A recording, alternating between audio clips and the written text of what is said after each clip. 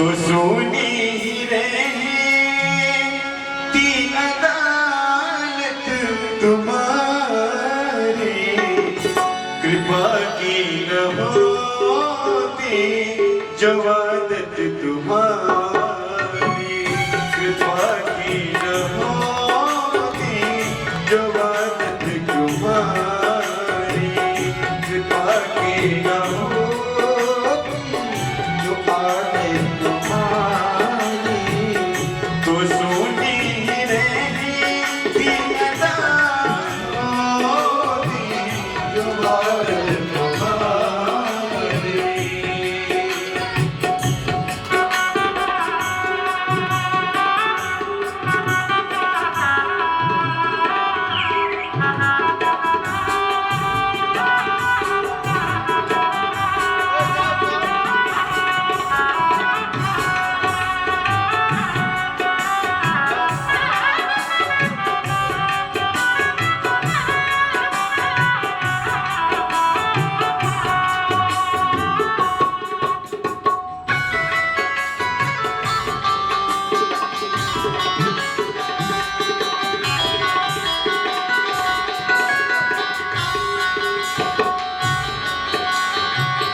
गरीबों की दुनिया में आबाद तुमसे, गरीबों की दुनिया में आबाद तुमसे, गरीबों की दुनिया में आबाद तुमसे, गरीबों की दुनिया में आबाद तुमसे, गरीबों से है बात साथ तुम्हारी, गरीबों से है बात साथ तुम्हारी, कृपा की न होती जो आदत तुम्हारी, कृपा की न होती जो आदत तुम्हारी, कृपा जवानत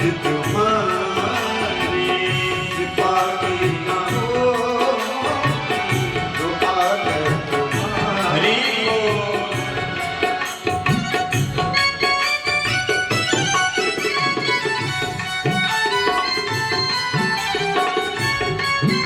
राधे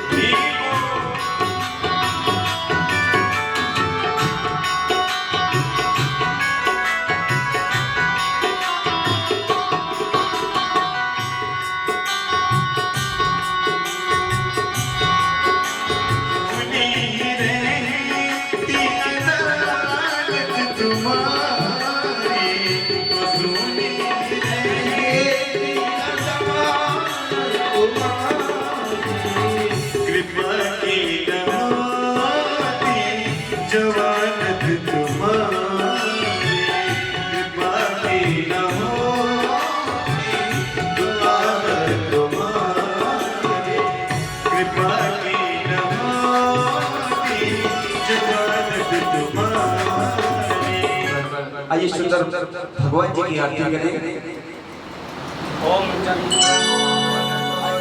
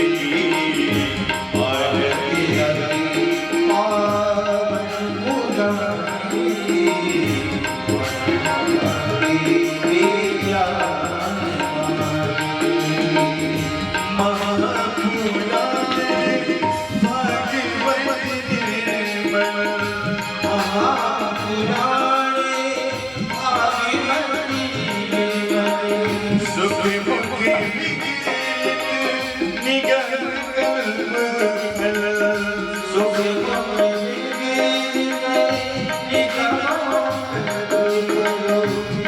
परमानंद सुधारस में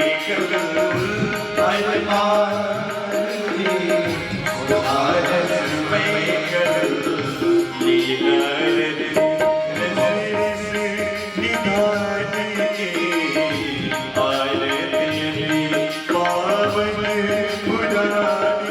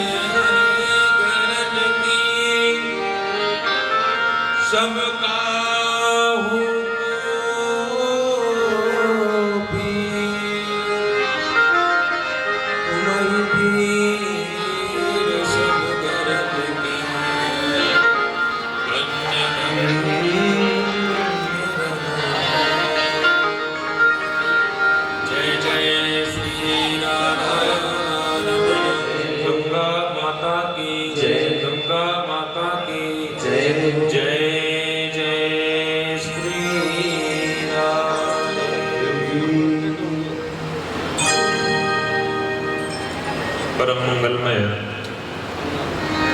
परात्पर अखिलेश्वर अकारण करुणा वरदालय भक्तवांछा कल्पतरु यशोदानंदन करुणा से भगवती जो भगवान की आह्लादनी शक्ति है, नित्य किशोरी कृष्णानुनंदनी श्री राधा रानी की अहद की कृपा करुणा से नहीं, ये कोई किताब नहीं, ये भगवान श्री बांके बिहारी किशोरी जी की साक्षात प्रतिमूर्ति है। और आज से 7 दिनों तक हम इन्हीं की पावन छत्र छाया में बैठकर अपने जीवन के तमाम जो अनसुलझे रहस्य हैं उनसे वाकिफ होंगे, परमात्मा की कृपा सनिधि प्राप्त करेंगे। आइए आज उसी क्रम में प्रवेश करने से पूर्व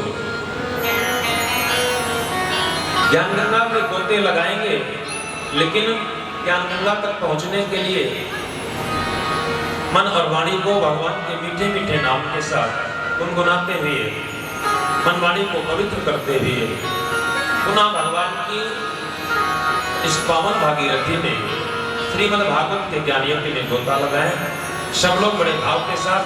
और जिन लोगों को ये भगवान का प्यारा भाव मधुराष्टक आता हो हमारे साथ गाएंगे भी, और नहीं भी आता है तो मोबाइल से निकाल भी सकते हैं। आजकल तो सब कुछ आपकी मुट्ठी में है, पूरी दुनिया आपकी मुट्ठी में है, जो चाहे जब चाहे वहीं ले लो। तो मधुराष्टक आप लोग मोबाइल में भी निकाल सकते हैं, जिनको आता है हमारे साथ गाएंगे। सब लोग बड़े भाव के साथ मीठी मीठी ताली सेवा करते हैं, बड़े भाव के साथ गाइए। अधरम मधुरम वदनम मधुरम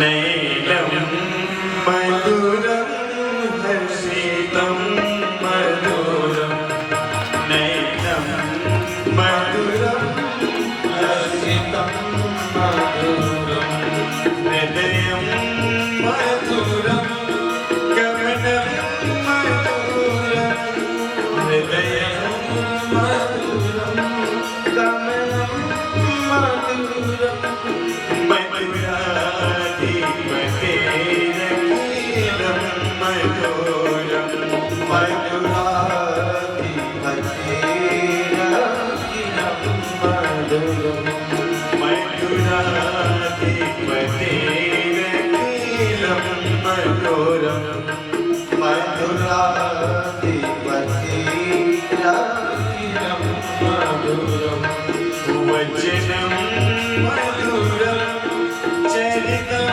मधुरम वचनम मधुरम चरितम मधुरम वचनम मधुरम वचनम मधुरम वचनम मधुरम वचनम मधुरम चरितम मधुरम प्रेमिकम मधुरम चरितम मधुरम प्रेमिकम मधुरम मधुराधिपतेरखिलम मधुरम मधुराधिपतेरखिलम मधुरम मधुराधिपतेरखिलम मधुरम मधुराधिपतेरखिलम भाव के साथ गाइए, जय हो।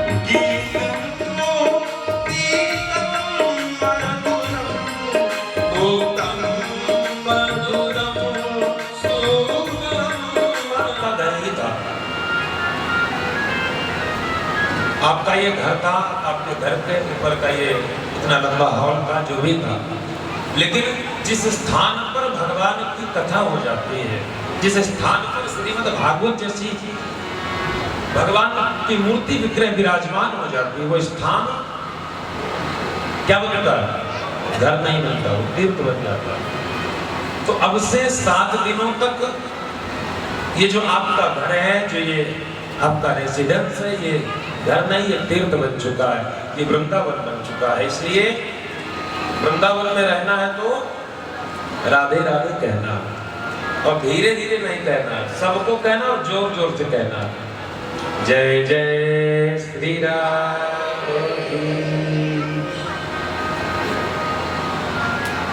हमारे अनंत जन्मों के पुण्यों का जब उदय होता है, तब हमें जीवन में सत्संग की प्राप्ति होती है। ये मैं नहीं कहता, ये शास्त्र कहता है।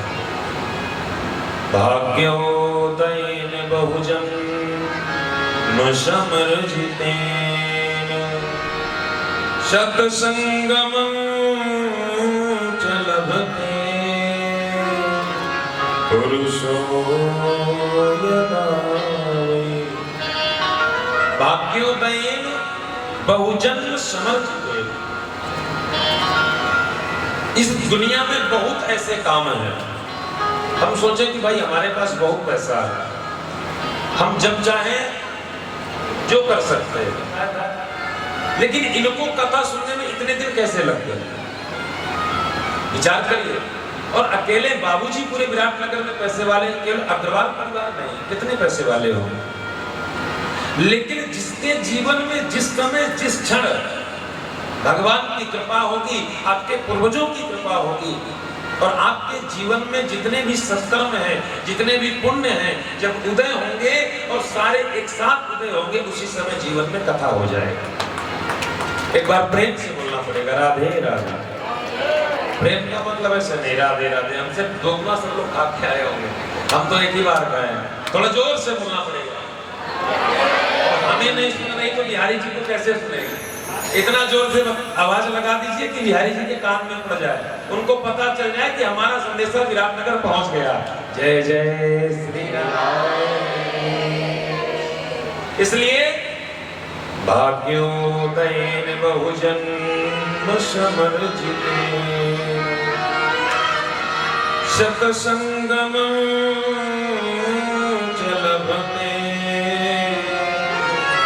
पुरुषो यदा। हमारे जीवन के समस्त सत्कर्मों का जब उदय होता है, सारे पुण्य एक साथ एकत्रित होकर के खिल जाते हैं, उसी समय जीवन में सत्संग की प्राप्ति हो जाती है। ऐसा पद्म पुराण कहता है। और बाबा गोस्वामी भी मानस में क्या कहते हैं? जब तक जीवन में भगवान की कृपा नहीं होगी, तब तक ये हमें प्राप्त होने वाला नहीं है। यह सर आवत अति कठिनाई, राम कृपा बिनु आब न जाए। हमारे जीवन में हम कई बार क्या होता है, जब हमारे यहाँ दिमाग में बात आई कि हम भी कथा सुन लेते हैं, पैसा है, जीवन में सब कुछ कर लिया, अच्छा घर मकान गाड़ी बंगला कोठी सब कुछ बना लिया, लेकिन टाइम नहीं है, तो विचार बना करके कई बार तो हम लोगों के साथ भी ऐसा होता है, लोग डेट ले लेते हैं और कैंसिल हो जाते हैं। तो इसमें हमें बुरा नहीं लगता, हमें पता है कि तुम्हारी किस्मत में भी भागवत नहीं है, अभी तुम्हारी किस्मत में राम कथा नहीं है। ये हमारे पुण्य की राशि एकत्रित होती है, तब जाकर के भगवान की कथा हमें प्राप्त होती है। तो इससे क्या सिद्ध हुआ कि आज आप लोग सर्वेष्ट वचनो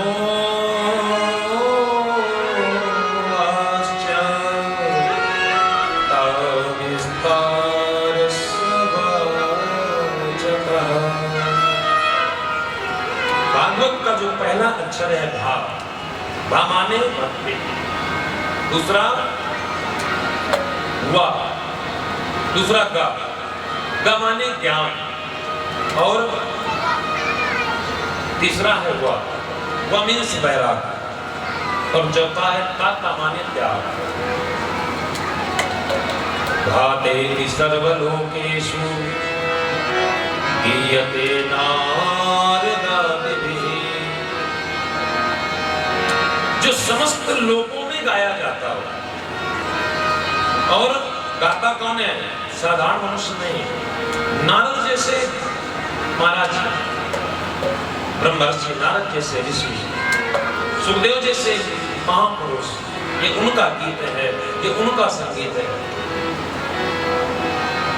हमारे सनातन में दो प्रकार के ग्रंथ बनाए गए हैं। एक का नाम हुआ इतिहास और एक का नाम हुआ पुराण। तो इतिहास कौन कौन से ग्रंथ हैं? जैसे महाभारत और रामायण ये इतिहास, और पुराण है 18। तो पुराणों की श्रृंखला में आपका भागवत पुराण, ब्रह्मवैवर्त पुराण, मत्स्य पुराण, पद्म पुराण, गरुड़ पुराण, अग्नि पुराण, वायु पुराण, ये सब पुराण है। तो उन्हीं 18 पुराणों में से एक पुराण है श्रीमद् भागवत।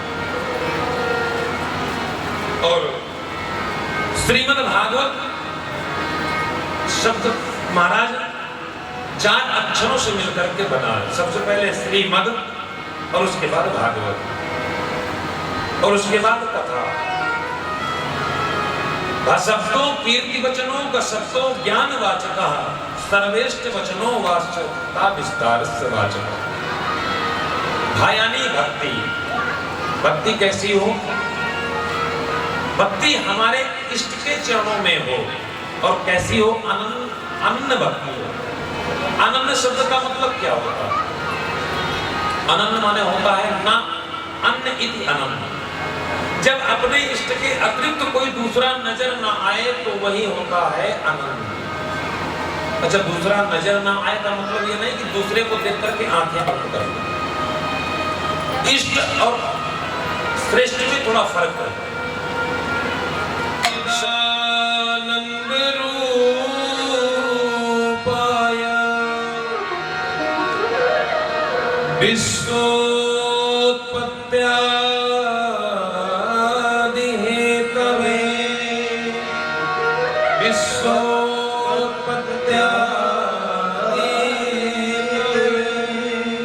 तापत्रय विनाशाय श्रीकृष्णाय वयं नमः। श्रीकृष्णाय वयं नमः। ये भागवत महात्मा का पहला श्लोक है। इस पहले श्लोक में भगवान को प्रणाम किया। किसने किया? हम सबने प्रणाम किया। परमात्मा कैसे हैं तो बताया सच्चिदानंद। परमात्मा का स्वरूप कैसा है? तो परमात्मा का स्वरूप है सच्चिदानंद। शब्द एक है लेकिन इसके 3 स्वरूप हैं। परमात्मा कैसे हैं तो बोले सत्य, चित्त और आनंद। इन तीनों में से अगर एक को भी हटा दोगे तो ये ब्रह्म वाक्य पूरा नहीं हो सकता। अगर सद को हटा देंगे तो चिदानंद बचेगा, और चिद को हटा देंगे तो सदानंद बचेगा। लेकिन वास्तविक जो ब्रह्मानंद है, जो ब्रह्म वाक्य है, वो तीनों को मिलाकर ही बनता है सच्चिदानंद रूप। ये परमात्मा का स्वरूप है। कैसा? बोले सत्य स्वरूप। किसी काल में जिस परमात्मा का कभी विनाश ही नहीं होता, जो आज से पूर्व के कई हजार लाख वर्षों पूर्व से आज तक है, जो आज भी है, और जो अनंत अनंत युगों तक रहेगा, वही परमात्मा। सब कहिए जो बिन से नाही, जिसका कभी विनाश नहीं होता, वो सत्य है। जो आदि मध्य आनंद से रहित है, जिसका कभी न आज तक का जो सुख मिला उसे आपने आनंद की संज्ञा दे दी। इसका मतलब आपने आनंद को ठीक से पहचाना ही नहीं। आनंद सदा सर्वदा एक रस रहता है, जैसा है सदा एक जैसा रहता है। एक बार जीवन में आनंद आ गया तो प्रभु जाने वाला है नहीं। क्यों? क्योंकि आनंद ही स्वयं राम है, आनंद ही स्वयं कृष्ण है। अच्छा एक बात बताइए, जब भगवान का उत्सव गोकुल में मनाया तो गोकुल वासियों ने क्या गाया? किसी ने ये थोड़ी ना कहा कि यशोदा का लाला भया है, सबने ये तो कहा नंद के आनंद भयो जय कन्हैया लाल की। यही अवध में भी हुआ, दशरथ के आनंद भयो जय हो राजा राम की। यानी संकेत ये है कि हमारा परमात्मा स्वयं आनंद है और परमात्मा के अतिरिक्त इस दुनिया में और कुछ आनंद है ही नहीं। आपको जो कुछ भी दिखाई पड़ेगा वो केवल या तो दुख होगा या तो दुख की निवृत्ति हो जाने पर, दुख के चले जाने पर आपको सुख की अनुभूति होगी। और ये सुख दुख का तो चक्कर है, ये आएगा तो जाएगा, जाएगा तो आएगा। इसलिए आनंद को पहचानिए। दुनिया में आनंद एक ऐसा शब्द है जिसका कोई उल्टा शब्द नहीं है। हर शब्द का उल्टा है, पर आनंद का कोई उल्टा शब्द नहीं है। सुख का दुख है, राजा का रानी, रात का दिन, हानि का लाभ, जीवन का मरण। आनंद का कोई उल्टा शब्द बताइए। इसलिए कि आनंद का उल्टा कुछ हो ही नहीं सकता। आनंद तो अपने आप में ही परमात्मा का स्वरूप है, परमात्मा है। इसलिए आनंद से विपरीत की कोई व्यवस्था प्रकृति में नहीं है। तो परमात्मा कौन है? तो बोले सच्चिदानंद रूपाय। परमात्मा के स्वरूप में है सत्य, चित और आनंद। बात समझ में आई? अच्छे से आ गए? यानी जो कभी विनाश नहीं होता, जो सदैव रहता है, जो पूरी जगत को प्रकाशमान करता है, जो पूरे जगत को शीतलता प्रदान करता है और जो हर क्षण में हमें आनंद की अनुभूति कराता है, वो परमात्मा सच्चिदानंद है। और ये हुआ परमात्मा का स्वरूप। अब परमात्मा करते क्या है? तो परमात्मा के काम बताए तीन। विश्वोत्पत्त्यादि हेतवे। ये परमात्मा विश्व की उत्पत्ति और विश्व को पैदा करना, उसको चलाना और उसको नष्ट करना, ये परमात्मा का काम है। यानी बनाने वाले भी हैं और चलाने वाले हैं, और उसके बाद चला करके इसको समाप्त भी करने वाले हैं। ईश्वर शब्द को इंग्लिश में क्या कहते हैं? ईश्वर शब्द को इंग्लिश में क्या कहते हैं? गॉड। और इसकी स्पेलिंग क्या होती है? G-O-D। जी माने क्या होता है? जी माने जनरेटर। ये जो तीन अलग अलग अक्षर हैं, इनका मतलब समझिए और इस श्लोक से एकदम परफेक्ट बैठता है।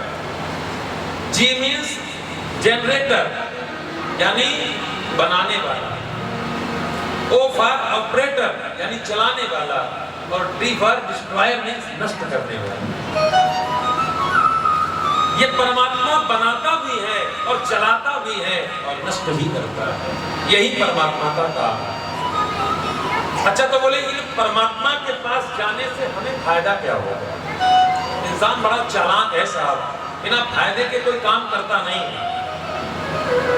तब व्यासी ने बताया कि इनकी शरण में जाने से हमारे जीवन में बहुत फायदा।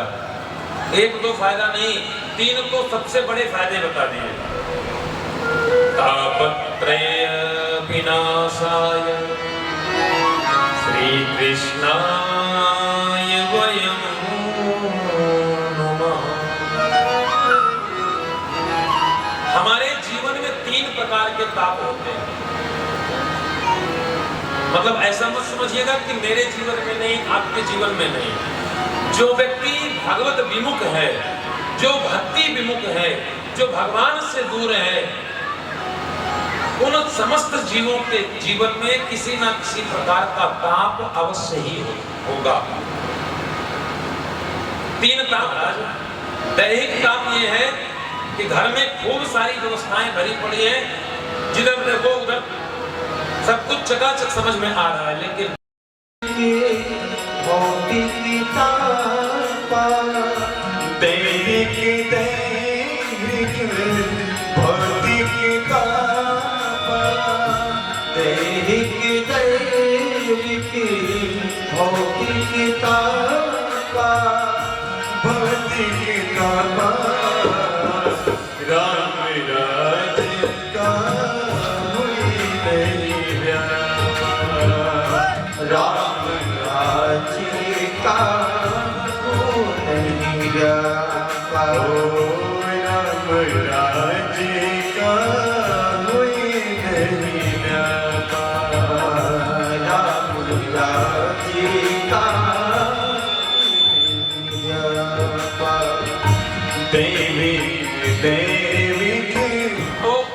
स्थान पर हजारों वर्षों का एक दिव्य सत्र चले। 80,000 जो शौनक ऋषि थे,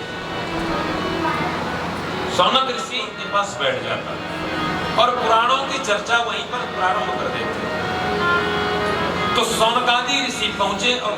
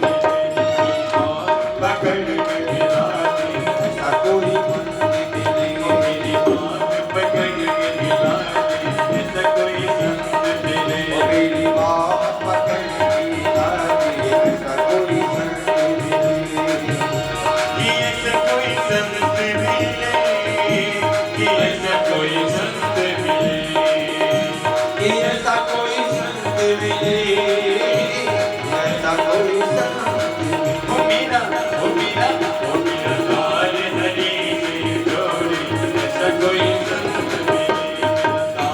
हरि के ऐसा कोई संत मिले, लाल प्रभु से जोड़ी ऐसा कोई संत मिले।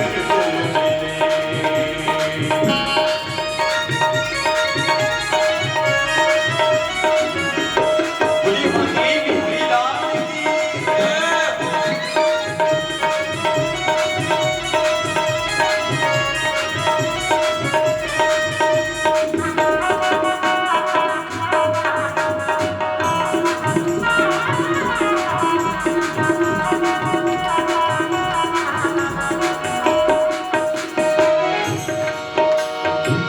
हंसा हंस कर जाए हमारा, हंसा हंस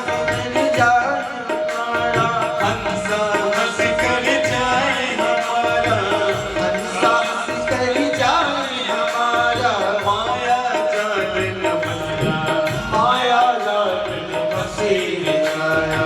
हंसा हंस कर जाए हमारा, हंसा हंस के जाए हमारा, माया जाल न फंसे बेचारा। माया जाल का फंसे ओ मेरे हंस, ओ मेरे हंस, हरि ओम। हंस को मोती चुका दे, ऐसा कोई संत मिले। मेरे हंस को मोती ऐसा कोई संत मिले, ओ मेरे हंस को मोती चुका दे, ऐसा कोई संत मिले। किसी को भी जगाओ, ऐसा कोई संत मिले। कि ऐसा कोई संत मिले, कि ऐसा कोई संत मिले। कि ऐसा कोई संत मिले, कि ऐसा कोई संत मिले। ओ मीरा ओ मीरा ओ मीरा लाल प्रभु से जोड़ी ऐसा कोई संत मिले।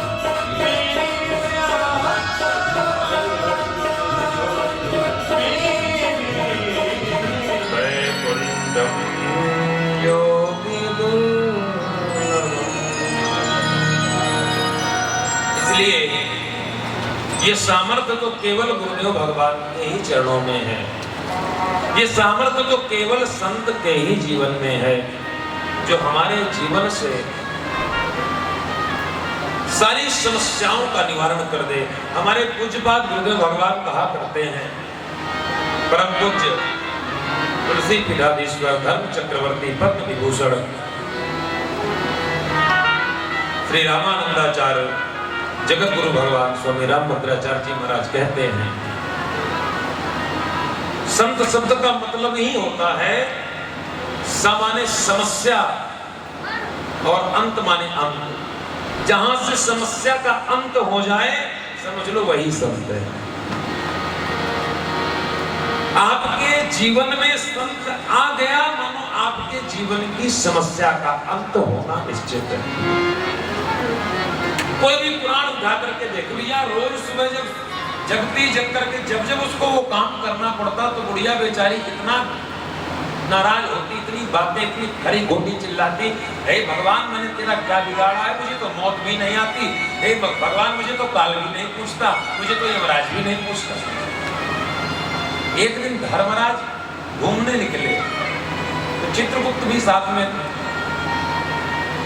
और वही टाइम सुबह वाला था और बूढ़ी अम्मा का वही कहानी, जो टोकरा उठाया पूरे भर का टोकरा, और जैसे ही टोकरा उठाया चिल्लाने लगी, हे भगवान रोज रोज किस तमाशे से जी भर गया, तो मुझे मौत आ जाए तो मैं छुट्टी हो जाए। चित्रगुप्त ने कहा सरकार को याद कर रहा है। अरे बोले छोड़ो ये तो दुनिया है, ऐसे रोज याद करते हैं लोग, इससे क्या होगा। अरे नहीं सरकार, अगर कान में आवाज पड़ी तो जाना चाहिए। तो चित्रगुप्त धर्मराज को लेके पहुंचे तो बूढ़ी अम्मा से बोले, बूढ़ी अम्मा अभी आपने हमको बुलाया? बोले कौन हो भैया? बोले हम मौत हैं। बोले हमने तुमको कब बुलाया? बोले हमने कब बुलाया? अरे बोले अभी भी तो याद कर रही थी कि हे भगवान मुझको मौत भी नहीं आती। अरे बोले भैया मैं तो ऐसे कह दिया, चल अब तू आ ही गया कि ये कूड़े का टोकरा उठा मेरे सर पे धर दे और जा तू, मैंने तुझे नहीं बुलाया। तो ऐसे सारे तमाम दुनिया में लोग हैं जो कहते हैं, लेकिन मौत का डर इतना खतरनाक है। गलती से किसी ने कह दिया कि आपको मरना है, तो महाराज मरने के टाइम से कुछ समय पहले ही लोग निपट जाए, इतनी खतरनाक। तो भागवत क्या करती है? भागवत यही करती है, हमारे जीवन में जो मौत के प्रति, मृत्यु के प्रति जो इतना डर है, उस डर को खत्म कर देगी।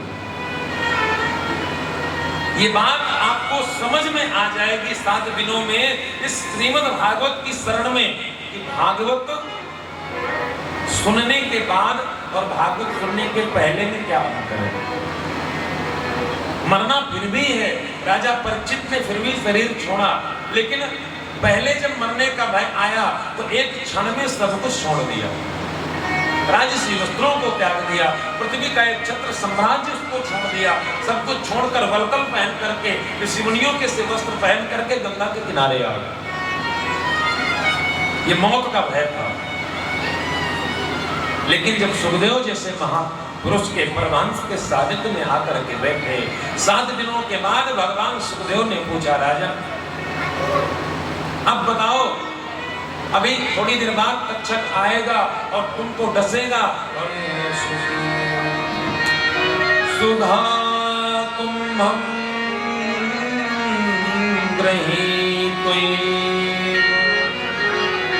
देवास्त्र समागमः।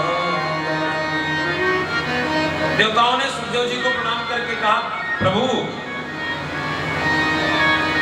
हम आपके चरणों में प्रणाम करते हैं। बोले बैठो देवताओं, बताओ कैसे आना हुआ। और सुखदेव जी तो मन ही मन पहले समझ गए कि ये कोई देवता ऐसे हैं कि देवता कभी फ्री में कहीं जाते नहीं और किसी से जल्दी किसी को प्रणाम नहीं करते। कैसे आना हुआ?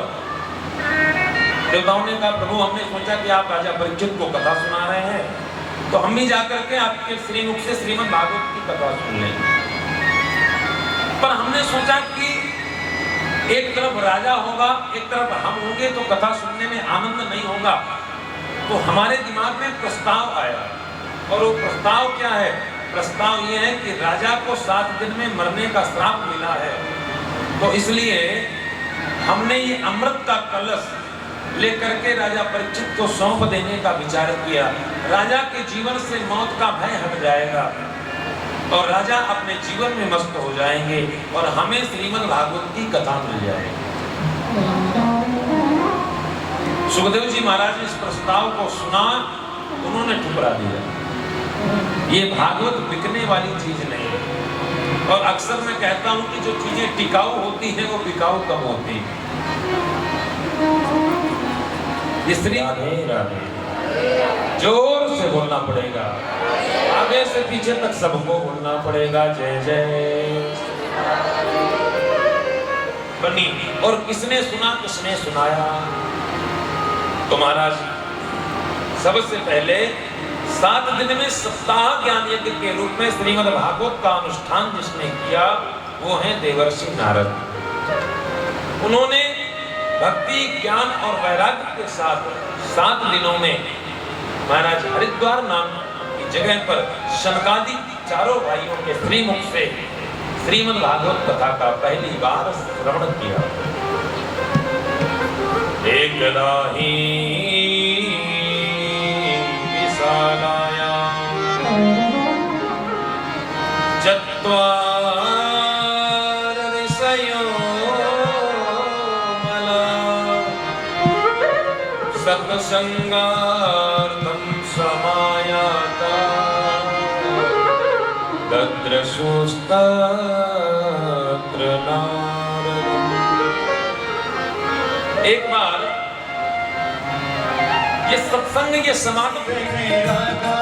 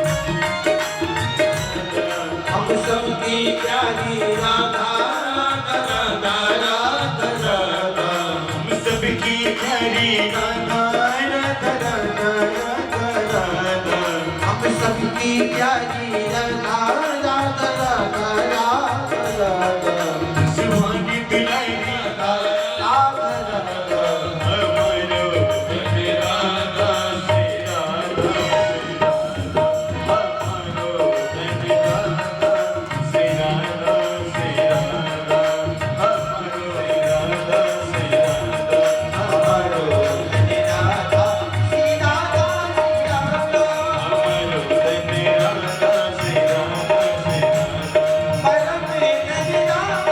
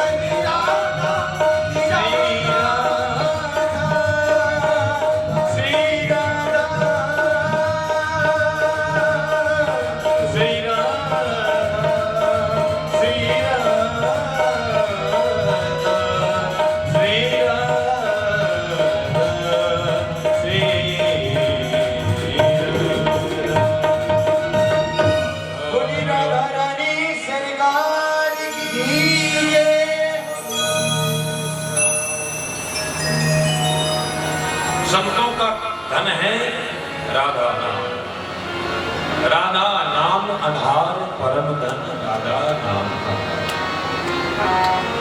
तब भी भैया संकालिकों ने पूछा, आप इस तरह मुंह लटकाए क्यों घूम रहे हो? आप तो मुक्त संग महात्मा हैं।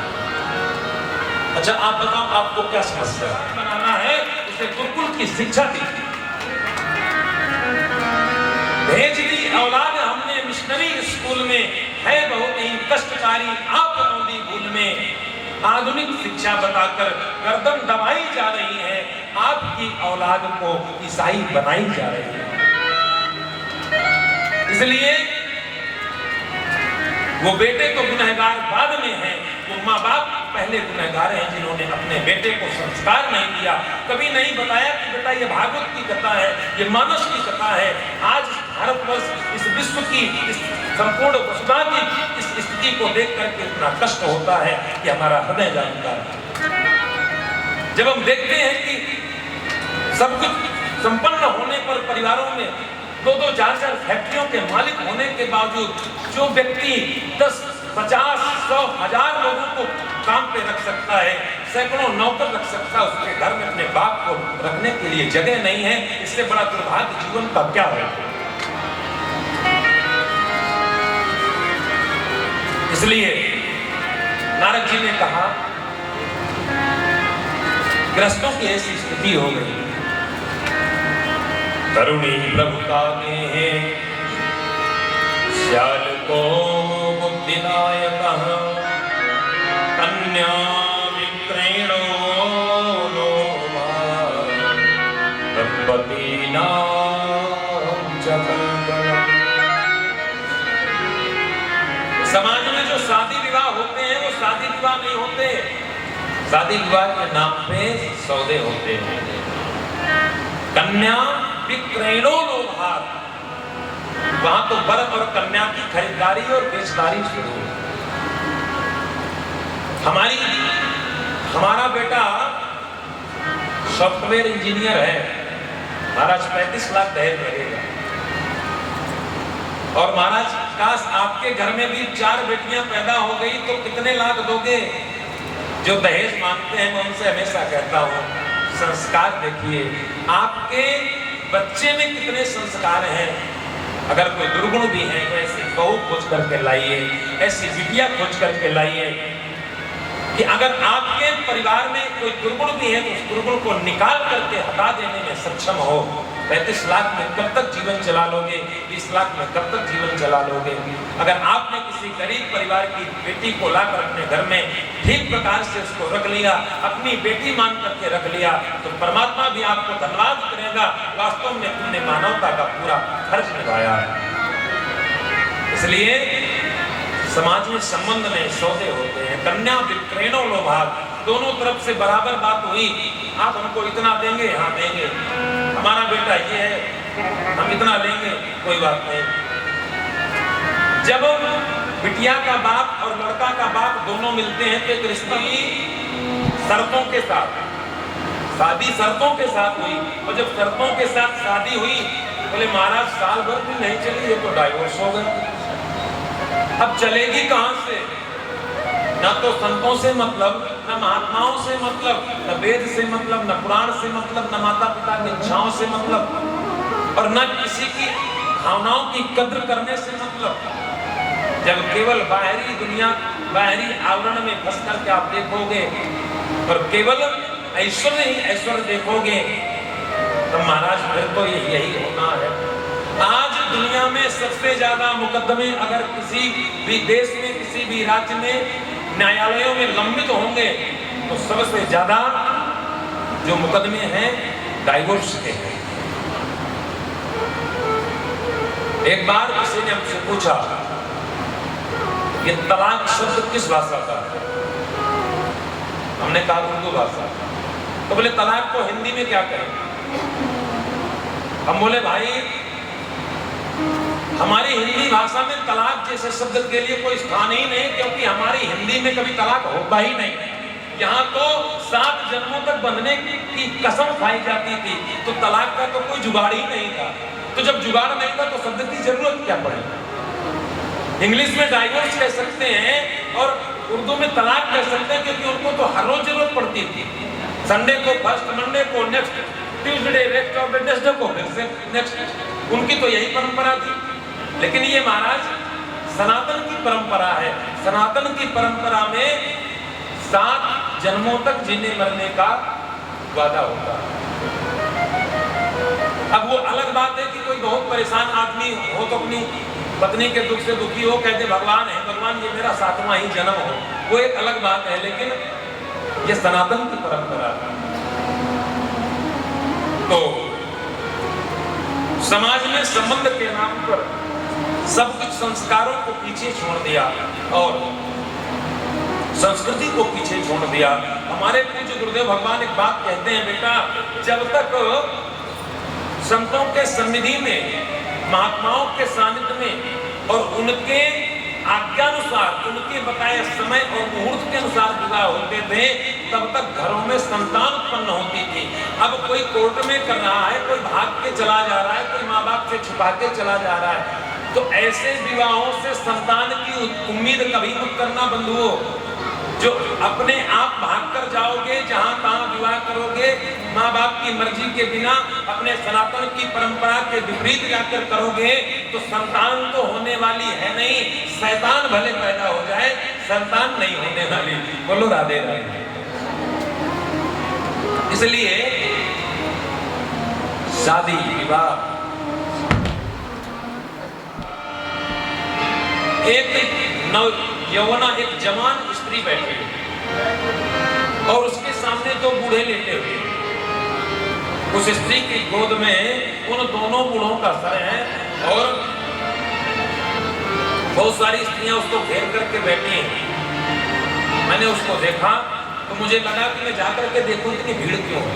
नारद जी ने कहा जैसे ही मैं पहुंचा तो जाकर के देखा कई सारी महिलाओं की भीड़ थी, तो मुझे लगा यहाँ पर स्त्रियों की ज्यादा संख्या है, मैं वापस होने लगा।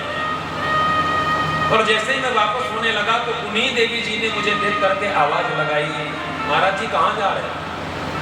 ओ भो साधो क्षणम तिष्ठ मच्चिंतामपि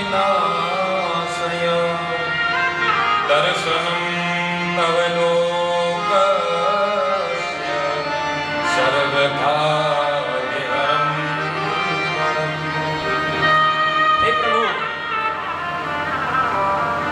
आप यहाँ पर कुछ मिनट रुकिए, क्योंकि आप संत हैं और संत को देखने से ही सर्व खाद हरम परम, हर प्रकार के पाप हमेशा संत के दर्शन मात्र से नष्ट हो जाते हैं। इसलिए हे महाराज जी, 1 मिनट रुकिए तो सही।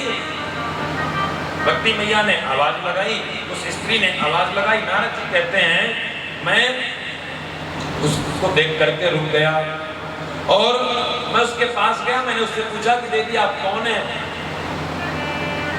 और ये आपके साथ जो इतनी सारी औरतें हैं, ये स्त्रियां, ये कौन है, और ये जो दोनों बूढ़े पड़े हैं तुम्हारे सामने, ये कौन है?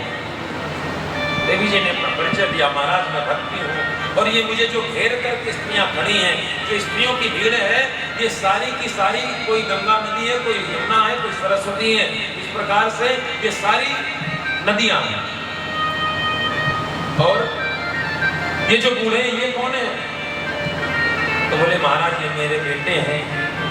अहम भक्ति विख्याता इमौ में तनयो मतौ ज्ञान वैराग्य नामानो कालयोगेन जर्जरौ। ये मेरे ही पुत्र हैं। बोले मैया कैसी बात करती हो, माँ जवान है, बेटे बूढ़े, ये कैसे हो सकता है? बोले महाराज कलयुग के प्रभाव ने इनको बूढ़ा बना दिया है। पहले जब मैं गई थी, बोले आप पैदा कहाँ हो, अपना पूरा परिचय बताओ। तब भक्ति मैया ने अपना पूरा परिचय बताया। उत्पन्ना द्रविणेशा मध्य कर्नाटके गता, मैं दक्षिण में उत्पन्न हुई और कर्नाटक इत्यादि क्षेत्रों में घूमते घूमते मैं बड़ी हुई। गुजरात इत्यादि महाराष्ट्र में मेरा बहुत सम्मान हुआ, और उसके बाद घूमते घूमते जब मैं गुजरात पहुंची, तो गुजरात पहुंचते ही भक्ति मैया कह रही है मैं बूढ़ी हो गई। गुर्जरे जीर्णताम गता। और उसके बाद जब मैं वृंदावन आई, तो वृंदावनम पुनः प्राप्य नवीने न स्वरूपिणी। डॉक्टर अगर निकल करके छोटे छोटे डॉक्टर से तो पूछे भैया बताओ ऑपरेशन कैसे करें, तो आप बताइए कि छोटा डॉक्टर देख करके उसको प्रणाम कर लेगा, भैया मेरे बस का नहीं, हमें नहीं आता। और जो उसके लेवल के होंगे वो इधर उधर हो जाएंगे, आता भी नहीं होगा तो भी हट जाएंगे इधर उधर, कहीं बेइज्जती ना हो जाए, तो अपनी इज्जत बचाने के लिए इधर उधर हो जाएंगे। वही नारद जी के साथ हुआ। नारद जी जब दौड़ लगाना शुरू किए, तो जो छोटे लेवल के महात्मा थे उन्होंने प्रणाम किया। बोले नारद जी आप तो ब्रह्मा के मानस पुत्र हैं, और आप तो साक्षात नारद को भगवान का मन कहा जाता है, और आप हमसे पूछ रहे हो। तो महाराज नारद जी को किसी ने नहीं बताया। जो छोटे थे उन्होंने प्रणाम कर लिया, जो बराबर के महात्मा थे उन्होंने मौन धारण करने का नाटक बना लिया। नारद जी पहुंचे, प्रणाम किया, बोले बताइए सत्कर्म कौन सा है? महाराज जी ने कहा हूँ। क्या हुआ? तो चेला बगल से बोला आजकल व्रत चल रहा है, मौन व्रत। किसी ने नारद जी को उत्तर नहीं दिया। मूकी भूतास तथान नेतु कियम तस्तु पलायिका। कुछ तो इधर उधर हो गए, कुछ मौन हो गए, पर नारद जी को किसी ने उत्तर नहीं दिया। नारद जी ने सोचा कहीं उत्तर मिले ना मिले। अब जहां दुनिया के हर सवाल का जवाब है वहीं चले। नारद जी ने सीधा दौड़ लगा दी बद्री धाम की तरफ, बद्री विशाल की तरफ। रास्ते में भैया सनकादिकों से भेंट हो गई, चरणों में प्रणाम किया। भैया ये बताइए सत्कर्म कौन सा है? और आकाशवाणी ने कहा कि सत्कर्म करो, सत्कर्म से ही इनके जीवन का बुढ़ापा दूर होगा। और जैसे सत्कर्म पूछा तो सबसे पहले सनकादिक चारों भाइयों ने कहा भैया बस इतनी सी बात में दौड़े दौड़े भागे भागे घूम रहे हो, चिंता छोड़ दो। नारद जी ने कहा कि दुनिया भर में हंगामा हो गया, सब इधर उधर भाग गए, सब मौन हो गए, और इनको इतनी सी बात लग रही है। बोले हाँ आप चिंता को छोड़ दो, ये कोई बड़ी बात नहीं, हम बताते सत्कर्म क्या है। माम चिंतां कुरु देवर्षे हर्षं चित्ते समावः। और जो मैंने सुनाया वेद और वेदांत ही तो सुनाया, और भागवत भी तो वेद का ही पका हुआ फल है। भागवत को कहते हैं निगम कल्प तरोर गलितम फलम सुख मुखाद मतद्रव संयुक्तम पिबत भागवतम रसनालय मुहुरहो रसिका भुविभाव। ये निगम कहते हैं वेद को, निगम कल्प तरोर गलितम फलम, ये वेद रूपी वृक्ष का ही फल श्रीमद् भागवत है। तब महाराज नारद जी ने कहा भैया जब मैंने वेद ही सुना दिया, वेदांत ही सुना दिया, उससे कुछ नहीं हुआ तो भागवत से क्या हो जाए। सनकादिकों ने 3 दृष्टांत दिए। बोले भैया ये बताओ, जैसे आप लोग आम खाते हैं तो आम खाते खाते जब आम आपको बहुत मीठा लगे तो आप कहते होंगे भैया ये आम का फल तो बड़ा मीठा है। और ये बताइए जिस पेड़ में ये फल लगा होगा वो पेड़ कितना मीठा होगा। ये आम इतना रसीला है तो पेड़ कितना रसीला होगा। और आप आम को छोड़ करके जाकर पेड़ को चबाने लग जाएं तो क्या आपको मिठास मिलेगी? नहीं मिलेगी। दूध से ही घी निकला है, लेकिन पूड़ी बनाते बनाते घी खत्म हो जाए और कोई आपसे कहे कि भैया दूध से ही तो घी निकलता है तो दूध ही डाल दो, तो क्या पूड़ी निकलेगी? दूध का जो काम है वो दूध करेगा और घी का जो काम है वो घी करेगा। वेद का जो काम है वो वेद से होगा, और ये वेद का फल है, ये रस है। श्रीमद् भागवत परमात्मा का भवन है, फल है।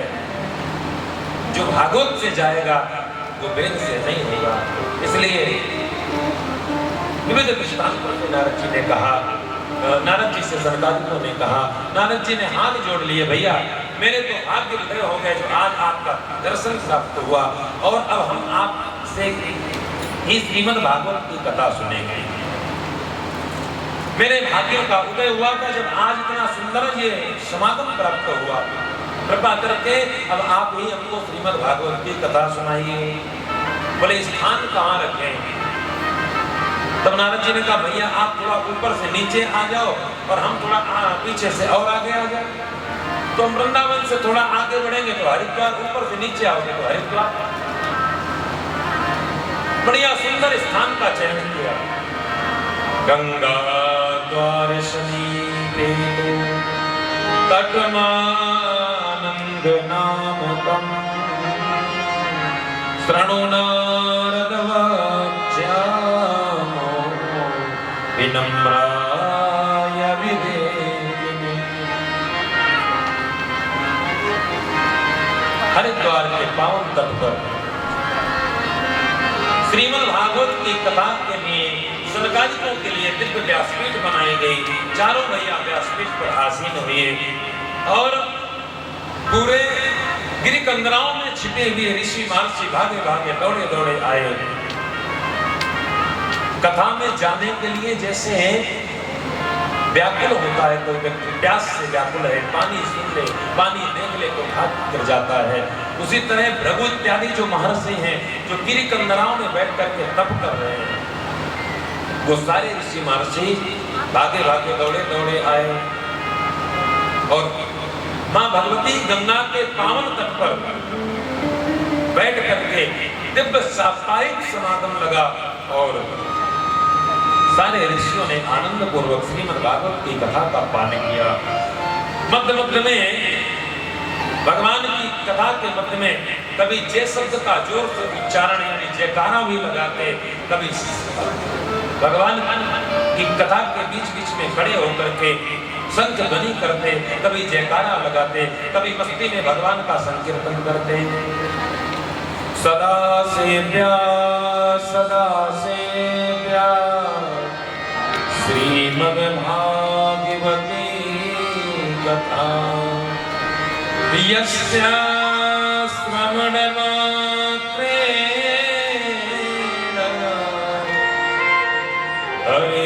हरिश्चित्तं समाश्रये। भगवान की ये पावन कथा है, ये इतनी दिव्य कथा है, इतनी कल्याणकारी कथा है कि हमेशा सुनने के योग्य है। जब मन करे तब सुनो, जितनी बार मन करे उतनी बार सुनो। और नारायण, इस कथा को सुनने से क्या होगा? तो यस्या श्रवण मात्रेण, जब इसको आप सुनेंगे तो आपके भीतर जो दुनिया भर की बुराइयां बैठी हैं, आपके भीतर जो काम, क्रोध, लोभ, मोह, मद, मात्सर्य, ईर्ष्या, द्वेष, ये सब भरे पड़े हैं, ये धीरे धीरे करके भाग जाएंगे और हरि चित्तम समाश्रये। इसलिए मां भगवती भागीरथी गंगा के तट पर दिव्य ऋषियों का संगम लगा और भागवत की कथा का गायन हुआ। ये कितनी कल्याणकारी कथा है। कथा श्याम जी की है कल्याणकारी, कथा मेरे माधव की कल्याणकारी, मगर ये करेगी असर धीरे धीरे, मगर ये करेगी असर धीरे धीरे। कथा श्याम जी की है कल्याणकारी, कथा श्याम जी की असर धीरे धीरे, मगर ये करेगी असर धीरे धीरे। अनकर मद मोह पहला जब उतारेगी सारा कल्याणकारी, मगर ये करेगी असर धीरे धीरे, मगर असर धीरे अहंकार मद फैला जो धीरे धीरे उतार।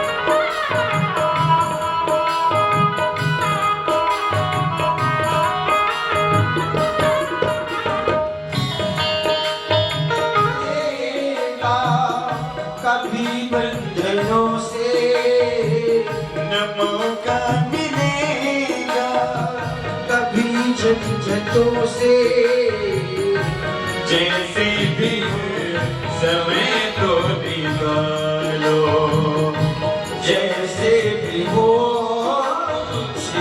समय तो निकाल। मिले फिर जब आज का मिलेगा, मिले चली जा रही है वो धीरे धीरे, जा रही है उम्र धीरे धीरे, चली जा रही है उम्र धीरे धीरे, चली जा रही है उम्र धीरे धीरे। हरि बोल। सभी लोग भाव में झूमते हुए कहिए हरि बोल।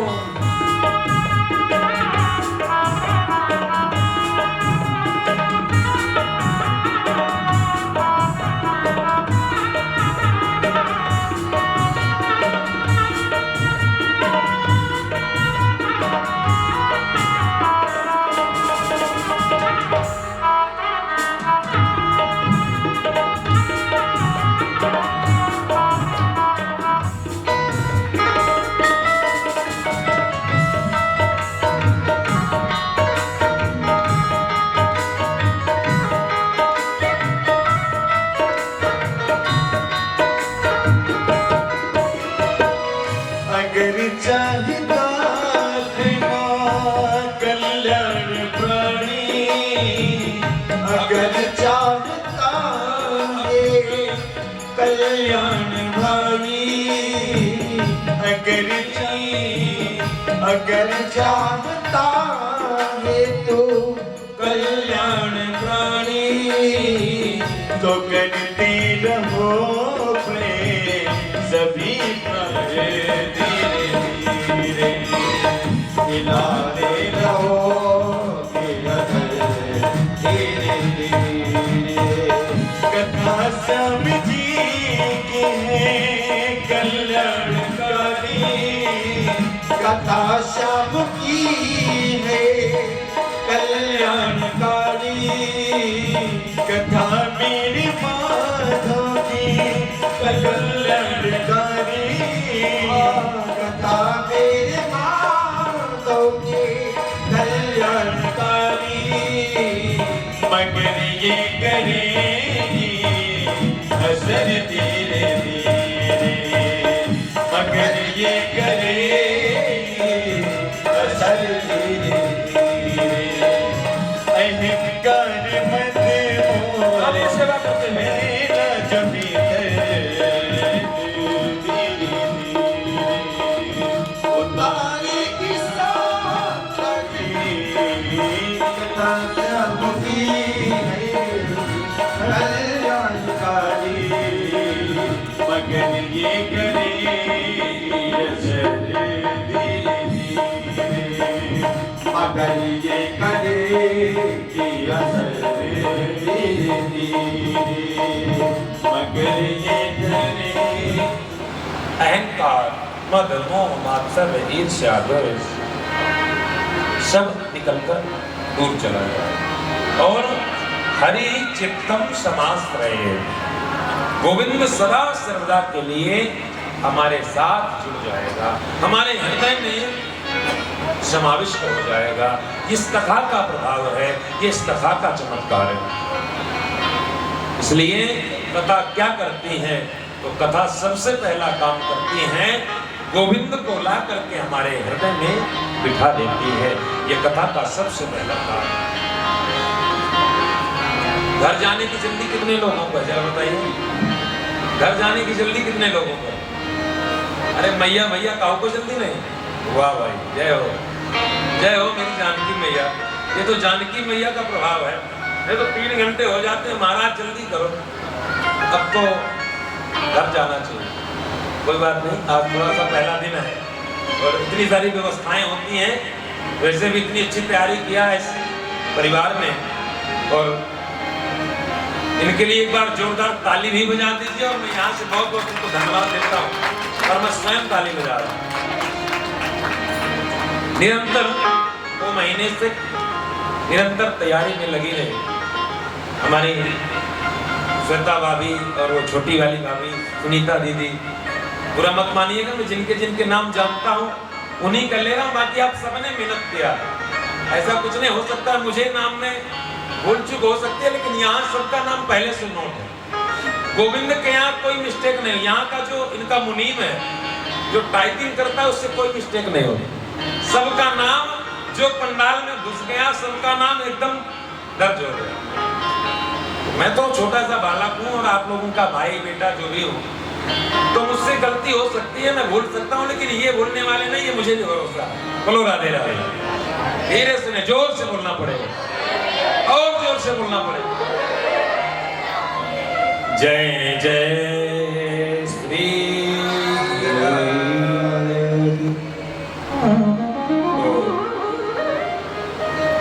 पिछले 2 महीनों से हर दूसरे दिन उनका फोन हमारे पास आता ही रहता था और निरंतर इस परिवार ने इस कथा के आयोजन में कोई कमी नहीं छोड़ी है। और यहाँ पर बैठे हुए सभी श्रोता समुदाय के मध्य में भी और सोशल मीडिया के माध्यम से, विज्ञान के माध्यम से भी जो लोग यहाँ और हमारे भारत इत्यादि जगहों पर जहाँ लोग देख रहे हैं, मैं सबकी तरफ से इस परिवार को कोटि कोटि धन्यवाद देता हूँ और कोटि कोटि आभार व्यक्त करता हूँ। कम से कम इनके अथक मेहनत, परिश्रम और प्रयासों के फलस्वरूप आज इतने लोग एक साथ बैठ करके प्रसन्नतापूर्ण तरीके से भगवत गुणानुवाद करने में सहयोगी हो रहे हैं। ये बहुत बड़ा विषय है।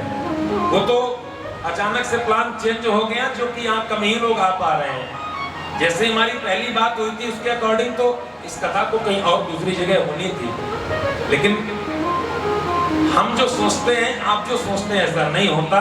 शायद मेरे गोविंद की इच्छा यही थी कि कथा यही होगी और यही सुनेंगे और उतने ही लोग आएंगे जितने को आपने इनविटेशन भेजा है वो आएंगे, मुझे पता नहीं है, लेकिन जिनके यहाँ निमंत्रण कार्ड इन्होंने भेजा है यहाँ उतने ही लोग आएंगे। तो आज पहला दिन है, थोड़ा समय आगे पीछे होता रहता है, तो 15 मिनट भगवान की और चर्चा करके उसके बाद आरती करेंगे और भगवान को प्रसाद दे करके सभी अपने अपने गंतव्य को जाएंगे। तो मैं निवेदन कर रहा था इस कथा का प्रभाव क्या है। सबसे पहला काम कथा यही करती है, बेटा इसको ठीक करो थोड़ा सा। कथा सबसे पहला काम यही करती है, गोविंद को हमारे हृदय में समाविष्ट कर देती है। ये कथा का सबसे बड़ा काम है। सूत जी महाराज कहते हैं, जो मनुष्य जोनि पाकर के भगवान की कथा नहीं सुनते उनको देवता गाली देते हैं। क्या कहते हैं? आजन्ममात्रमपि निसटेन किंचित् चित्तं विधाय सुखसारकथा न पीता चांडालवच्च खरवत् वदते ननी। और अंत में तो यहाँ तक कह दिया कि जो भगवान की कथा नहीं सुनते उन्होंने जन्म लेकर के दुनिया में कोई उपकार नहीं किया, बल्कि अपनी माँ को प्रसव पीड़ा ही प्रदान किया है। इसके अतिरिक्त तो कोई और उनके जीवन का प्रयोजन ही नहीं है। कथा से विमुख व्यक्ति के लिए देवता ऐसी बातें कहते हैं। जो कथा नहीं सुनते देवता उनको ऐसी गाली देते हैं। तो सौनकादिकों ने कहा, महाराज आप ऐसी बात क्यों कहने? बोले मैं नहीं कह रहा, एवं वदन्ति दिव्यदेव समाज मुख्या, ऐसा देवता कहते हैं। क्यों? क्योंकि देवताओं को पता है कि हम इतनी श्रद्धा से गए, अमृत भी लेकर गए, बदले में इतनी बहुमूल्य चीज अमृत देने को कह दिया, लेकिन कथा सुखदेव बाबा ने नहीं सुनाई। तो कहते हैं, अरे मूर्खो, हमको अमृत के बदले में कथा नहीं मिली और यहाँ तो अग्रवाल साहब पैसा खर्च करके बुला रहे हैं, फिर भी लोग नहीं आ रहे। इसलिए देवता कहते हैं चांडालवत् खरवत्, उनका जीवन कैसा है? तो बोले चांडाल चांडालवच्च खरवत् वरतेन नीतम मिथ्या स्वजन्म जननी जन दुख भाजा। तो महाराज सौनकादिकों ने पूछा, महाराज इसके सुनने की व्यवस्था क्या है? इसको कैसे सुने, कब सुने, कहाँ सुने, इसके दिन तारीख नियम की क्या व्यवस्था है? सूत जी महाराज ने कहा, अगर जीवन में कोई ऐसा संकल्प नहीं, किसी कामना की पूर्ति का कोई प्रयोजन नहीं है, तो भागवत की कथा सुनने के लिए किसी दिन की, किसी तारीख की, किसी मुहूर्त की आवश्यकता नहीं है। दीनानां नियमो नास्ति सर्वदा ही सर्वदा श्रवणम मतम, चाहे जब सुनो तब भगवान की कथा सुनने योग्य है। और महाराज ऐसी दिव्य कथा हरिद्वार के पावन गंगा के तट पर चली ही रही थी। उसी संपूर्ण समाज के बीच में भक्ति मैया अपने दोनों पुत्रों के साथ, ज्ञान और वैराग्य के साथ, जो कि पुष्ट हो गए, जवान हो गए, उनके साथ खड़ी होकर के नृत्य करने लगी। महाराज ताता तैया करके नाचने लगी। सबने देखा ये क्या हुआ, ये अचानक कहां से आ गए। भक्ति मैया ने संतानिकों के चरणों में प्रणाम किया। बोले महाराज यहाँ सबकी व्यवस्था तो आपने अलग अलग किया है, पर ये बताइए मैं कहाँ बैठूं? तब संतानिकों ने कहा, देवी जी आप हमेशा हमेशा के लिए सभी वैष्णव भक्तों के हृदय में जाकर बैठ जाइए। ये भक्ति मैया को वरदान दे दिया और स्थान दे दिया। और उसके बाद नारद जी ने सौनकादिक से प्रश्न किया, महाराज ये बताइए क्या भक्ति, ज्ञान और वैराग्य ही श्रीमद् भागवत कथा को सुन करके इन्हीं के जीवन में मंगल हुआ है? क्या यही करते हैं? क्या इन्हीं का कल्याण हो सकता है कि और किसी के जीवन में कोई मंगल हुआ? तब महाराज संकादिक कहते हैं भैया ये केवल भक्ति ज्ञान वैराग्य नहीं, यहाँ तो कोई कैसा भी हो, कैसा भी किसी भी प्रकार का हो, तो बोले पापी भी तर जाता। बोले महाराज पापी नहीं महापापी। अच्छा बोले पापी और महापापी तो कैसे कैसे पापी करते हैं ये बताइए। भागवत की कथा को सुन करके कैसे कैसे पापी करते हैं। तब महाराज संकादिक कहते हैं नारद जी तुम्हारा प्रश्न ठीक नहीं है। मैं कहता हूं कि कैसे कैसे पापी करते हैं ये वाली बातें हटा दे बेटा, हो इसमें तुझे फायदा होगा। ना तो तुझे प्रसव की पीड़ा झेलनी पड़ेगी और ना ही तुझे कोई कष्ट उठाना पड़ेगा। मैं तुझे अपना बेटा दे दूंगी, तू मुझे बदले में थोड़ा सा पैसा दे देना, मैं अपने पति को दे दूंगी। इंद्री ने कहा कि बहन हो तो तेरी जैसी, तूने 1 मिनट में मेरी सारी समस्या का समाधान कर दिया। अच्छा तो इस फल का क्या करें? बोले इस फल को वर्षों से तेरे घर में ये गैया बनी, ये भी तो बांझ है, इसको खिला दे। अगर संत की तपस्या में शक्ति होगी तो गैया को भी बेटा हो जाएगा। इंद्री बोली ये बात है। उस फल को खिलाया गैया को और धीरे धीरे पेट में कपड़ा बांध करके पेट को बड़ा कर करके पंडित जी को बताती रही महाराज मेरे पेट में बालक आ गया, मेरे पेट में संतान आ गई। पंडित जी खुशी के मारे झूम रहे हैं। अब 9 महीने के बाद हमारे यहाँ भी किलकारियां पहुंचेंगी। और महाराज जब उसकी बहन के घर में बेटा हुआ, बहन ने ला करके दिया, धुंधली ने हल्ला मचा दिया, हमारे घर में लाला हो गया। पंडित जी खूब खुशी हुए, इतने आनंद में मग्न हो गए। पूरे नगर को बुलाया, गांव को बुलाया, आनंद मनाया और खूब बधाई और खूब मेरा नाम है आत्मदेव, उसका नाम रख दूंगा परमात्मदेव। धुंधली खड़ी हो गई। 9 महीने गर्भ में कष्ट हमने सहे हैं और नाम आप अपने नाम से रखेंगे, ऐसा नहीं हो सकता। इसलिए मेरा नाम है धुंधली, ये मेरा बेटा है, इसलिए इसका नाम होगा धुंधुकारी। और इसके ठीक 3 महीने के बाद जिस गाय को धुंधली ने फल खिलाया था, उस गाय ने भी एक बच्चा दिया और उस गाय का बच्चा भी बड़ा अद्भुत था। उसका पूरा शरीर मनुष्य की आकृति का है, लेकिन कान गाय के समान है। सारे गांव के लोगों ने देखा, नगर के लोगों ने देखा और नगर के लोगों ने कहा वाह भैया, परमात्मा भी जब देता है तो छप्पड़ फाड़ कर देता है। कहा तो एक बेटा नहीं था, आज गैया ने भी बेटे को जन्म दे दिया।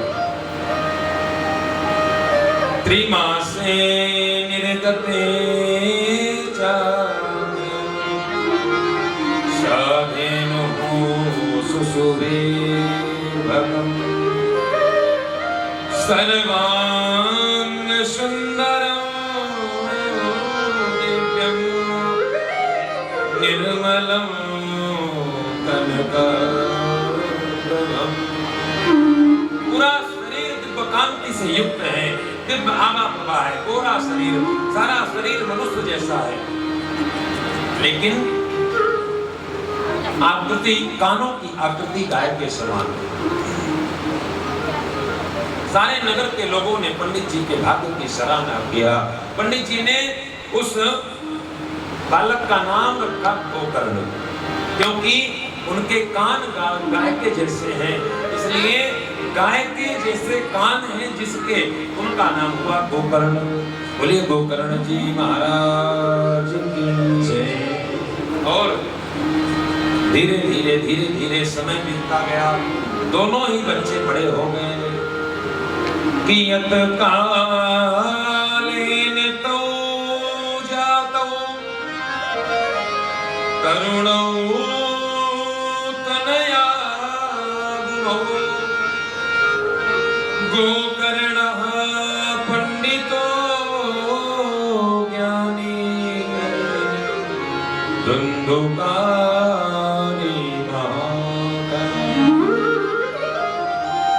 जब समय बीता, दोनों बच्चे बड़े हुए, दोनों बच्चों ने खूब ख्याति प्राप्त करी। और महाराज ख्याति प्राप्त, इतनी ख्याति प्राप्त करी कि एक हुए विख्यात और एक हुआ कुख्यात। गोकर्ण जी महाराज हुए विख्यात और दूसरा हुआ कुख्यात। जो धुंधुकारी है उसने भी ख्याति प्राप्त करी लेकिन कुख्यात हुआ। और जो संत का प्रसाद है, आत्मदेव का भरोसा है गोकर्ण, वह महाराज सुविख्यात हुआ, वह सतमार्ग में चलने वाला हुआ। इसलिए मैं हमेशा निवेदन करता हूँ, अगर आप अपने बच्चों को कार देते हैं तो ठीक है, कार दीजिए या मत दीजिए, लेकिन बच्चों को संस्कार जरूर दीजिएगा। कार देंगे तो निपट जाएगी, संस्कार देंगे तो जिंदगी संवर जाएगी।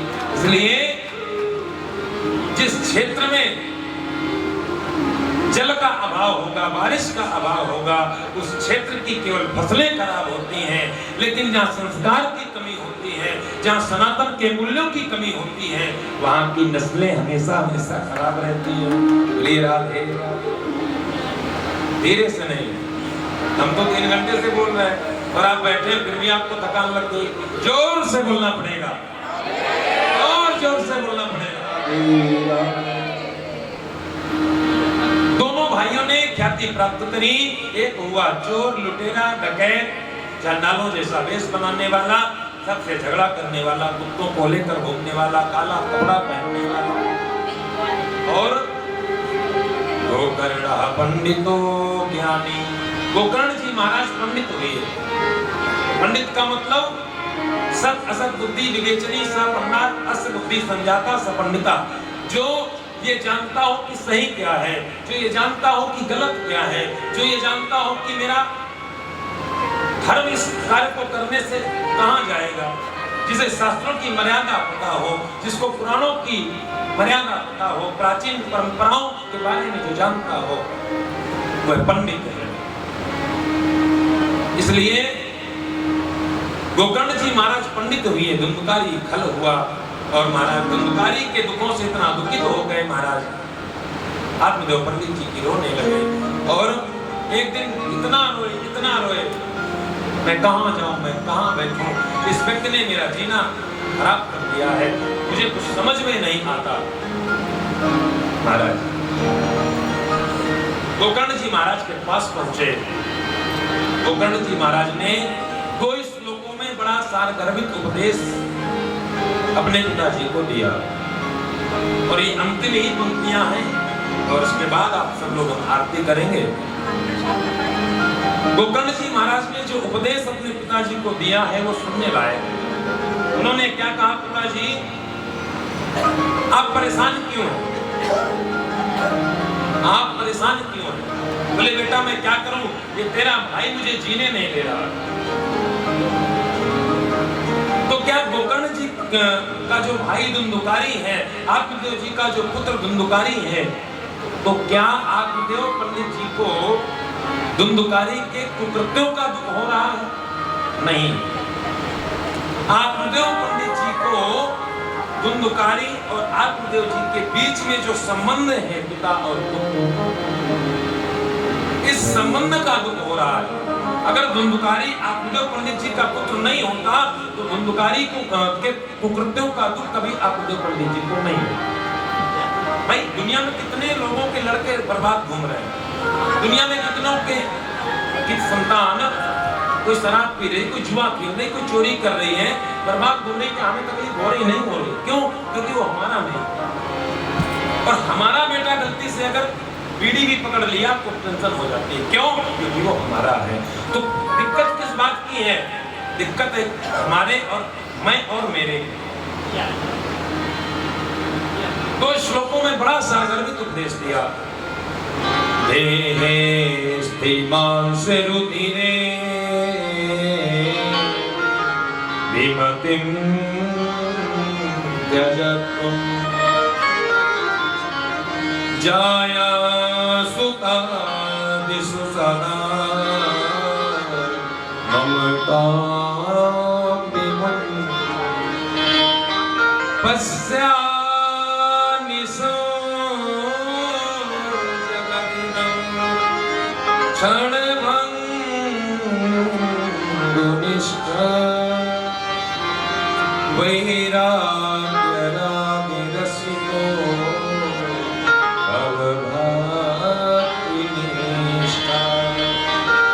जी, हमारे जीवन में दुख के दो कारण हैं। एक शरीर में अहमता, मैं इतना हैंडसम हूँ, मैं इतना ताकतवर हूँ, मैं इतना पैसे वाला हूँ, मैं इतना बड़ा चर्चित व्यक्ति हूँ, मैं इतना ऐश्वर्यवान व्यक्ति हूँ। शरीर में अहमता और शरीर के नातों में ममता, ये दो ही चीजें हमें दुनियादारी से मानने वाली है। और अगर ये दो चीजें नहीं है, अगर हमारा शरीर के प्रति हमारी आसक्ति इतनी ज्यादा नहीं है तो हमें कोई दिक्कत नहीं होगी। शरीर के नातों में अगर इतनी आसक्ति नहीं होगी तो हमें कोई दिक्कत नहीं होगी। तो क्या करें? बोले ये सब कुछ छोड़ दो परमात्मा के हाथों में और केवल स्वतंत्र होकर के जियो। व्यक्ति की ममता कम से कम इन 10 जगहों में तो भयंकर तरीके से बंधी ही रहती है। मानस कहती है, तन धन मित्र जननी जनक बंधु सुत दारा, राम कृपा जननी जनक बंधु सुत दारा, तन धन भवन सुहृद परिवार, जननी जनक बंधु सुत दारा, तन तन सुहृद परिवारा, जननी जनक बंधु सुत दारा, जननी जनक बंधु सुत दारा, तन तन भवन सुहृद परिवारा, सबके ममता ताके बडोरी, सब पद बनाई हाथ भर डोरी, सबके पद मनाऊं हाथ भर डोरी, मम पद मनाऊं हाथ भर डोरी, मम पद मनाऊं हाथ भर डोरी। 10 जगहों पर व्यक्ति की ममता बहुत रहती है। जननी माता, जनक पिता, बंधु भाई, सुत बेटा, दारा पत्नी, पिता ताक बटोरी, मम पद मनौ बांध बन डोरी। सारा कल्याण अपने आप हो जाएगा, बस एक जगह समर्पण कर दो। अब सौंप दिया इस जीवन का सब भार तुम्हारे हाथों में है, जीत तुम्हारे हाथों में और हार तुम्हारे हाथों में। आज ही हमारे जो महाराज जी हैं, इनमें से 2-3 लोग जानते हैं, हमारे जो सरकार है जिनकी कृपा हम पर हमेशा बनी रहती है। सुनीता दीदी आप जानती होंगी, जो महाराज जी जंगल में रहते हैं, जो पिछली बार आए थे संत जी।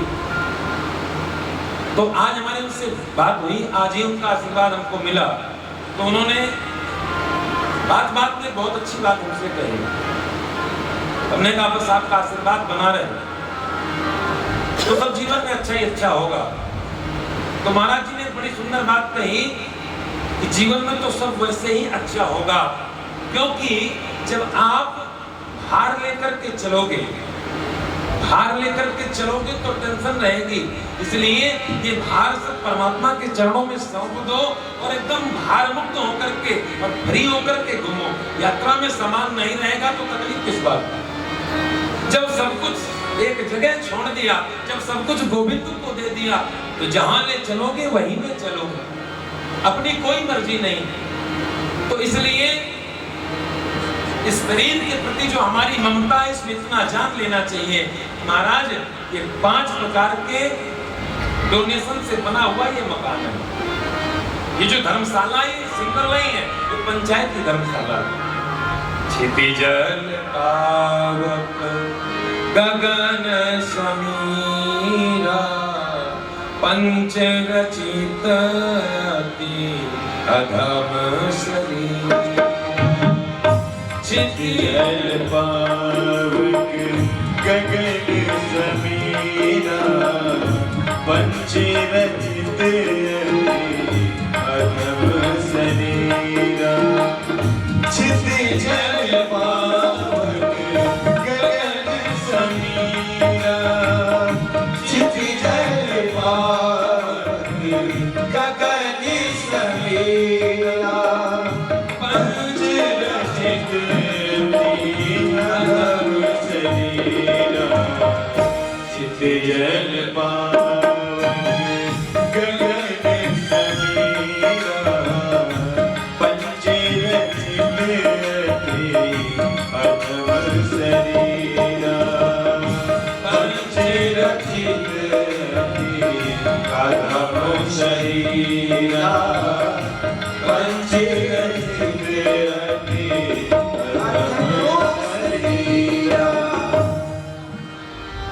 पांच लोगों के डोनेशन से ये मकान बना। अब पांच में अगर एक ने भी अपना हिस्सा खींच लिया तो चार का एकदम पूरा परफेक्ट डोनेशन चल रहा है, फिर भी काम नहीं चल रहा। आपका पृथ्वी का तत्व बहुत अच्छा है, आकाश का बहुत अच्छा है, अग्नि का अच्छा है, जल का अच्छा है, लेकिन अगर वायु ने अपना तत्व खींच लिया, हवा आना बंद, तो भैया क्या हो गया? अरे शाम को तो अच्छे खासे मिले थे, पता नहीं सुबह क्या हो गया, हवा आना बंद। वायु ने अपना तत्व खींच लिया। इसलिए पहले शरीर की अनित्यता को समझिए। इन सांसों का, इस हवा का कोई ठिकाना नहीं। बस अंतिम पंक्तियों में आइए इसी भजन को गुनगुनाते हुए आज की बात पुष्पांजलि को यहीं पर विसर्जन करते हैं। हमारे जीवन में जो हमारी सांसें हैं, इन सांसों को समझिए, इस शरीर की अनित्यता को समझिए। क्या ये शरीर हमेशा रहने वाला है? क्या ये शरीर परमानेंट है? क्या ये सांसें परमानेंट हैं? क्या जो सांस जा रही है वापस लौट कर आएगी?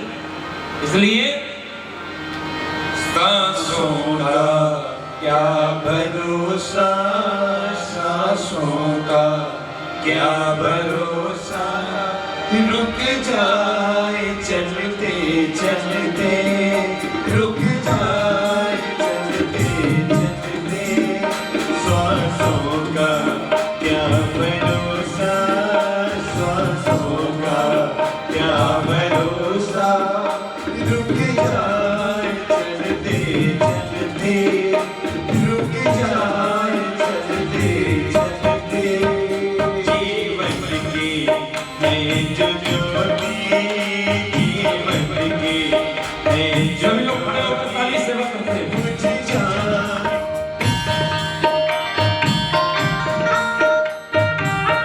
चलते, हट जाए चलते चलते, सांसों का क्या भरोसा, रुक जाए चलते चलते, रुक जाए बताइए, सुना तो बता ताली से।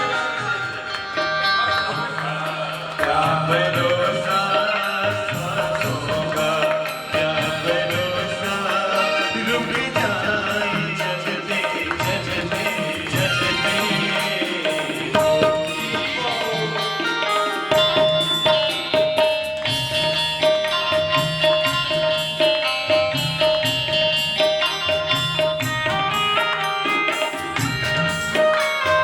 समझो में कोई सारा, ना समझो किसका, समझो में कोई सारा,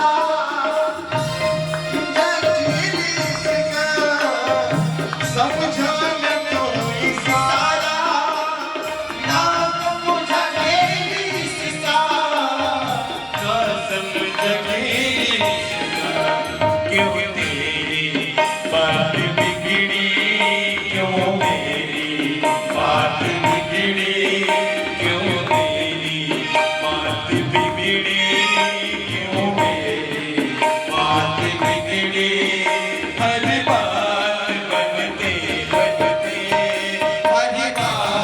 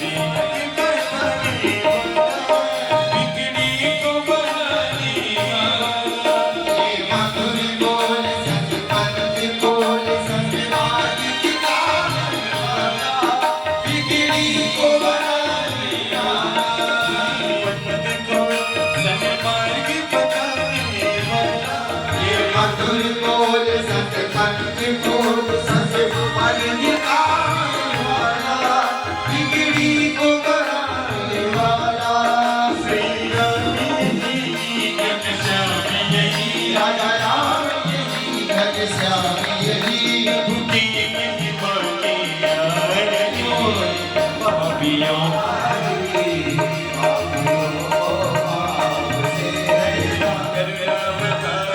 संसार